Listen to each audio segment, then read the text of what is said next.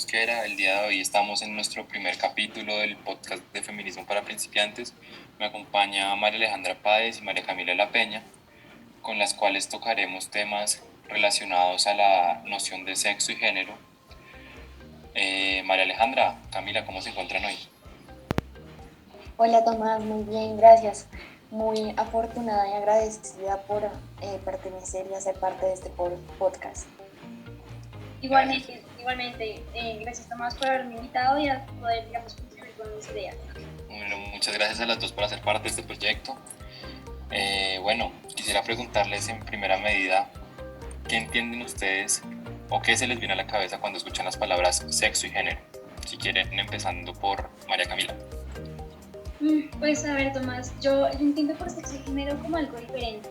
Yo entiendo el sexo como algo más una perspectiva esencialista de que se nace con un sexo que es una condición natural, que digamos no condiciona un cuerpo, sino que desde su nacimiento se establece ese sexo, pero que el género sí se puede construir, es una construcción social que se le ha dado digamos, a comportamientos femeninos o masculinos y que la persona en un proceso íntimo puede reconocer y criticar. Entonces, desde su intimidad dice que es de género femenino y decide si es de género masculino. Entonces, eso también, digamos, condiciona a cómo la sociedad lo ve a esa misma persona. Condiciona si es una persona, si es de género masculino o de género femenino. Ok, María Camila, muchas gracias. Seguiremos andando ahorita en unos pocos instantes de acuerdo a esa percepción. María Alejandra, cuéntanos tú qué piensas respecto a estas dos palabras. Bueno, de hecho estoy muy de acuerdo con Camila. Para mí son cosas distintas, sexo y género. Yo entiendo el sexo en un sentido biológico, en un sentido morfológico, genético y reproductivo, en el cual ese sentido biológico es innato e inherente, se nace con esa condición natural. Es una forma de diferenciar. Y el género lo entiendo como una construcción social, es una formación que se va construyendo, como digo, es una construcción social. Se empieza desde la vida y durante el crecimiento de las personas se va formando esa identidad, ese género. Y hay una frase muy linda que me gusta, que siento que se identifica y dice, no se nace siendo mujer, sino se llega a serlo. Bueno, Aleja, muchas gracias por tu perspectiva. Creo que compartimos la perspectiva que han enmarcado ustedes, la compartimos los tres. Y respecto a eso,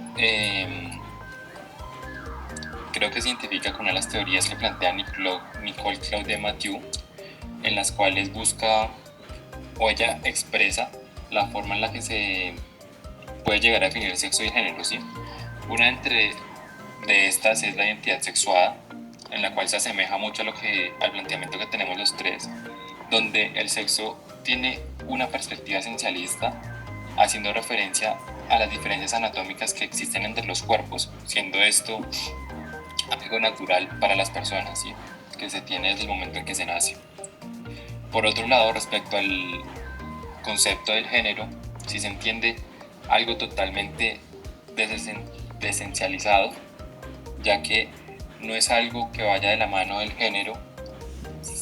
sexo, sino que va acorde a la interpretación cultural y social del entorno en el que se desarrolla la persona. Con esto se lleva a cabo de que al existir diferentes culturas, existen distintas percepciones y distintas nociones del género. Siendo así, factores importantes para esto, la sociedad y la cultura, como se mencionó anteriormente, y que es una construcción colectiva e histórica. No una persona simplemente no puede llegar a definir cuáles son los géneros, sino que es algo que se genera en una sociedad. De la misma manera se encuentra que esta noción de sexo y género no va unida, sino que es algo totalmente por aparte. Como un dato importante,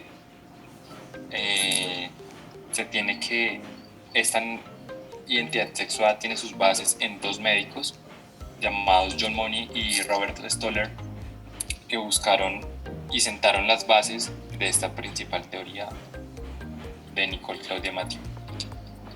Aleja, fuera de micrófonos, muchas veces te he oído hablar Otra de las identidades que plantea Nicole Claudia Mathieu, si no estoy mal, es la identidad sexual. ¿Nos podrías contar un poquito acorde a ella, por favor? Claro, sí.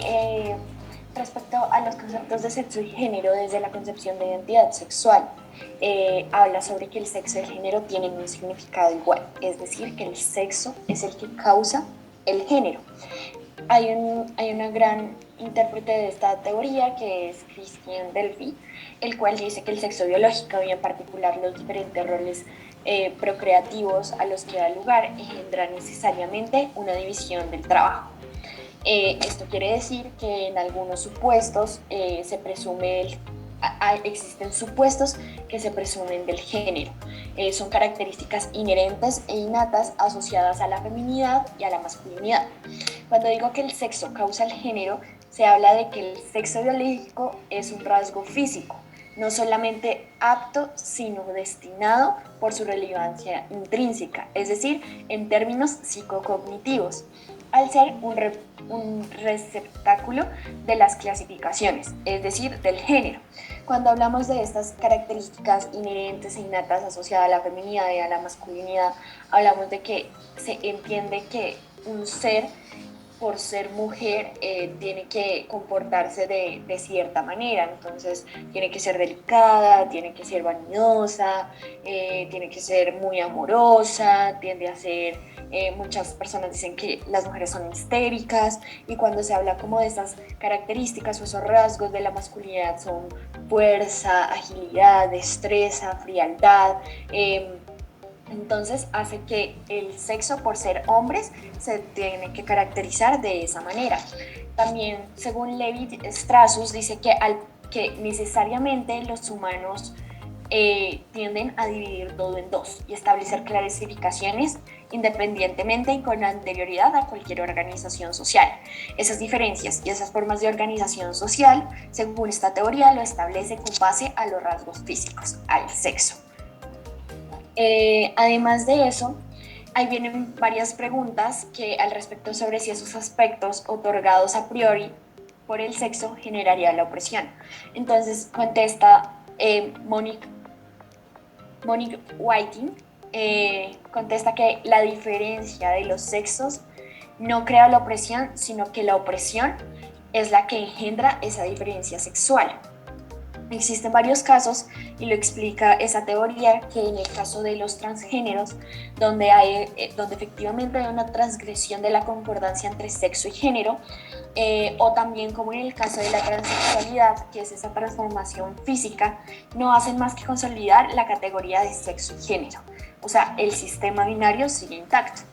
Entonces, al final y al cabo, lo que quiero decir es que en esta teoría, lo que intenta fundamentar es que esas diferencias biológicas, genéticas, reproductivas, nerviosas y hormonales fundamentan al género, es decir, son lo mismo. En cambio yo tengo conocimiento de una teoría completamente diferente a la que plantea Aleja. Yo sé de una que se llama identidad del sexo, y esta dice que es una teoría completamente antiesencialista, es decir, que tanto el género como el sexo, las dos son construcciones sociales, y que las diferencias sexuales no significan nada en sí mismas, a menos de que sean ordenadas de manera jerárquica y que, les incluya una disputa de poder. Esto quiere decir que al ser el sexo una construcción social, eso como que legitima o naturaliza que se proyecten o que se, potencialicen desigualdades. Por ejemplo, también se da el caso con el racismo. Dicen que una diferencia natural, eso fundamenta la desigualdad, lo que pasaría con los sexos. Esto, hace que se supere como la diferencia de géneros, sino que se pase a diferencias entre mujeres. Y esto hace que hayan dos corrientes, la posición antiesencialista y la posición multiculturalista. La posición antiesencialista lo que quiere decir es que hayan muchos tipos de mujeres, lo que quiere que las diferencias sean evaluadas, pero entre las mismas mujeres. Pero hay unas críticas a esto porque mira todo como una construcción social.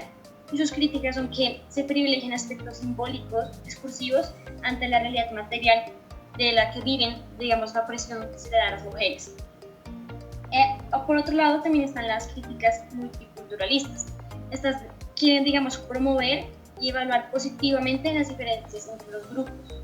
Entonces, que una mujer sea negra lo quiere evaluar positivamente, como hay una cultura negra, una cultura, digamos, que se mira históricamente como una generación de personas fuertes, y no.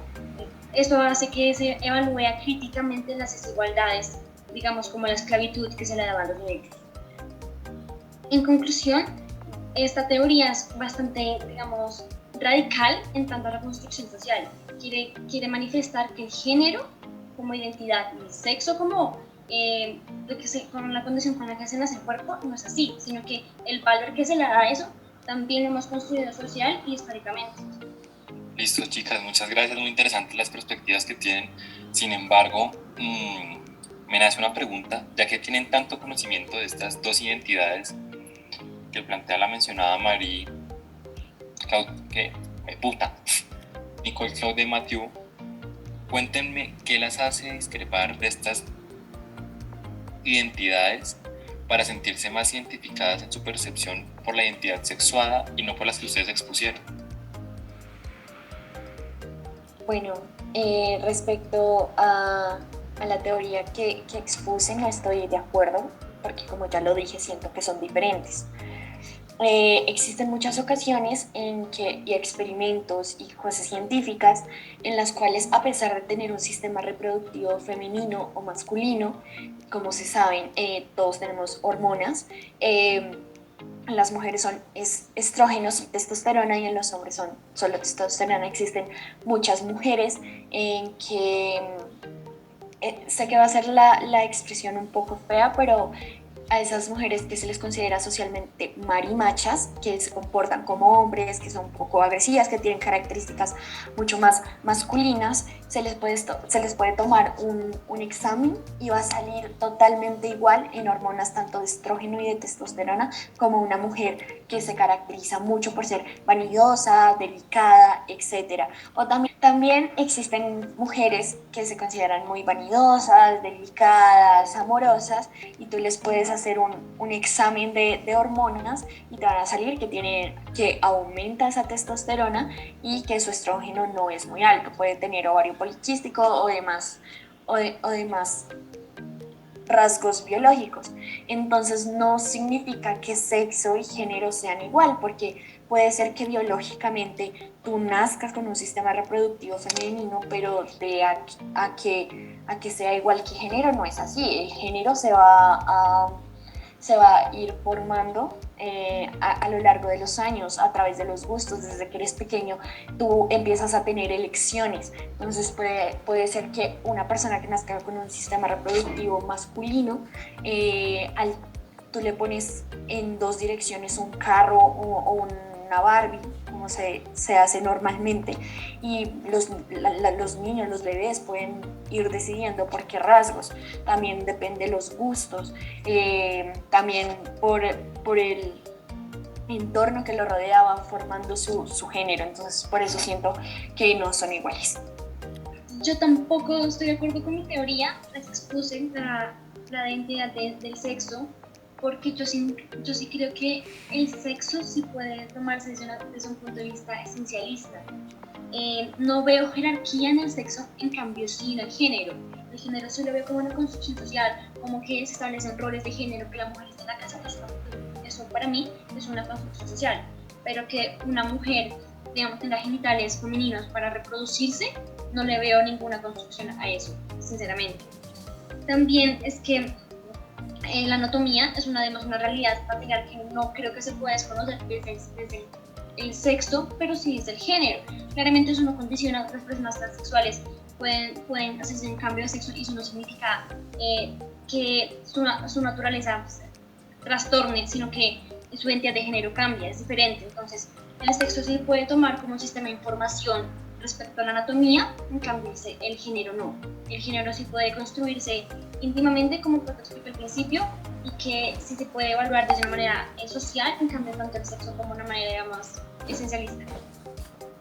Listo, muchas gracias, chicas, por haber habernos aclarado también a los oyentes las razones de las cuales deciden irse más hacia la sexuada y no las que ustedes expusieron claramente. Mira, muchas gracias por haber acompañado este espacio y este podcast en su primer capítulo. Fueron muy fructíferas sus opiniones y sus exposiciones de respecto a este tema. Les agradezco una vez más por haberme acompañado en este espacio. No, Espero No, que Tomás, Tomás. un gusto. Claro que sí. Y por último, a ustedes oyentes, desde donde sea que nos escuchen, para ustedes, ¿qué es sexo y género? Muchas gracias.